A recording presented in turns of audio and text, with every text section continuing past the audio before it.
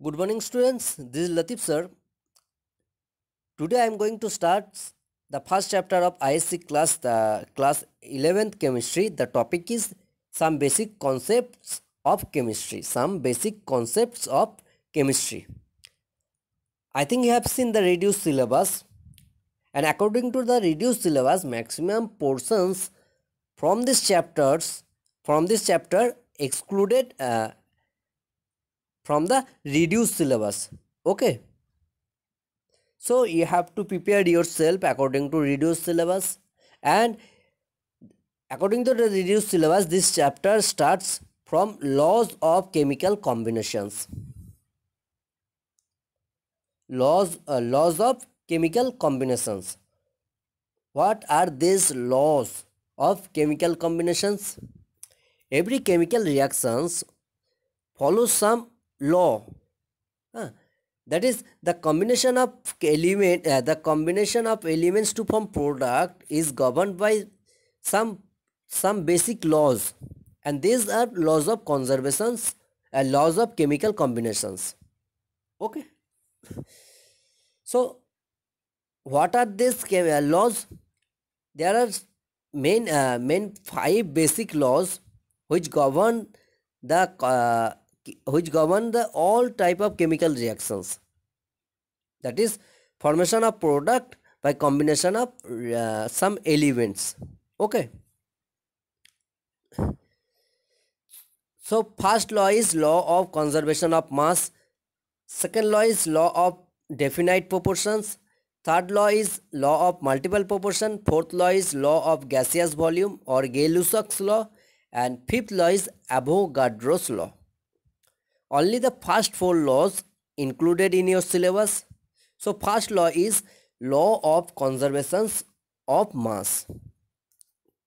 I think you have already studied in class 10 about the law of conservation of mass. This law was established by French chemist Lavoisier. And according to this law, that is law of conservation of mass, state that in all physical and chemical changes, the total mass of reactants is equal to that of the product. This is one statement of law of conservation of mass. In all physical and chemical changes, the total mass of reactants is equal to that of the product. In another word, you can also say that matter can neither be created nor destroyed. This is also another form of law of conservation of mass. That is, matter can neither be created nor destroyed. Okay. For example, first I have given 2 points. First, in case of physical change, and second is in case of chemical change. Okay. So the following experiment illustrate the truth of this law. First one, when matter undergoes a physical change. For example, conversion of ice to water by application of heat. What will be the observation?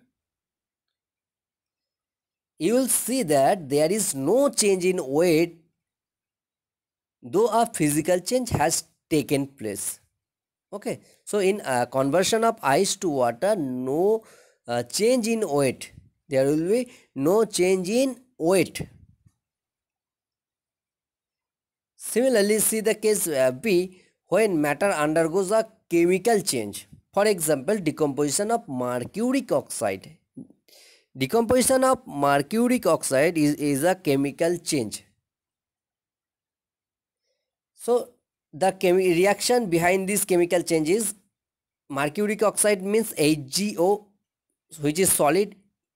If you heat mercuric oxide, it will decompose to give mercury liquid, that is Hg within bracket L, mercury liquid, and oxygen gas, that is plus half O2. This is the balanced chemical equation of decomposition of mercuric oxide, that is HgO implies Hg plus half O2. Now if you calculate the molecular weight or molar mass of mercuric oxide, you will see that molar mass of mercuric oxide is equal to 100 and molar mass of mercury is 92.6 and and the mass of oxygen is, that is mass of half O2, is 7.4 gram. Okay, so total mass of mercuric oxide is 100 gram. Now total mass of mercury and half O2 is equal to, total mass of mercury and half O2 is equal to 92.6 gram plus 7.4 gram. That is 92.6 plus 7.4, that is equal to 100 gram. That means total mass of mercuric oxide is equal to total mass of sum of total mass of mercury and oxygen.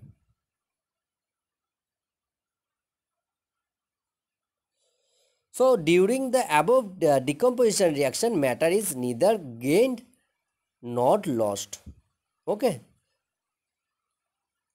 So according to the law of conservation of mass, in all physical and chemical changes, total mass of reactant is equal to that of the products. Okay. Now law of definite proportions. Law of definite proportions. According to this law, a pure chemical compound always consists of the same elements combined together in a fixed proportion by weight. According to the law of definite proportions, a pure chemical compounds always consist of the same elements combined together in a fixed proportion by weight. For example, carbon dioxide, CO2, may be formed in a number of ways. Okay, like by burning of coke in air, you will get carbon dioxide, or by the decomposition of limestone, that is calcium carbonate, CaCO3. On heating, you will get carbon dioxide, that is CaCO3. On heating, it decomposes to give calcium oxide and carbon dioxide. Similarly, by the action of dilute hydrochloric acid on washing soda, that is Na2CO3, you will get carbon dioxide. That is, the reaction is Na2CO3 plus 2HCl implies 2NaCl plus water plus carbon dioxide. In all these three reactions, it is seen that carbon dioxide gas is produced, and the formula of carbon dioxide is fixed, which is CO2. So as the formula of carbon dioxide remains same, that is, the elements present in carbon dioxide remain same, that's why the proportion of carbon and oxygen present in carbon dioxide is always same. That is, the element combined together in a fixed proportion by weight. Okay, so in all this above, in this all these three samples of carbon dioxide, you will see that the carbon and oxygen ratio in carbon dioxide is 3:8 by weight, whatever the source of carbon dioxide. As the elements are fixed in the carbon dioxide, elements are same in carbon dioxide. That's why the ratio of the carbon and oxygen in carbon dioxide is always fixed, and which is, the ratio is 3:8 by weight. Now law of multiple proportions.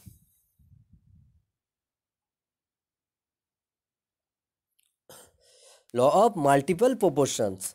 This law states that if two elements combine to form two or more compounds, two elements combine to form two or more compounds, the weight of one of the element which combine with the fixed weight of the other in this compound bears simple whole number ratio by weight. If two elements combine to form two or more compounds, the weight of one of the elements which combine with the fixed weight of the other in these compounds bear a simple whole number ratio by weight. For example, when hydrogen combine with oxygen, water may be formed, or when hydrogen combine with oxygen, hydrogen peroxide can also be formed. Okay, so by the combination of water with by the combination of hydrogen with oxygen gas, you can get two types of product. One is water, another is hydrogen peroxide.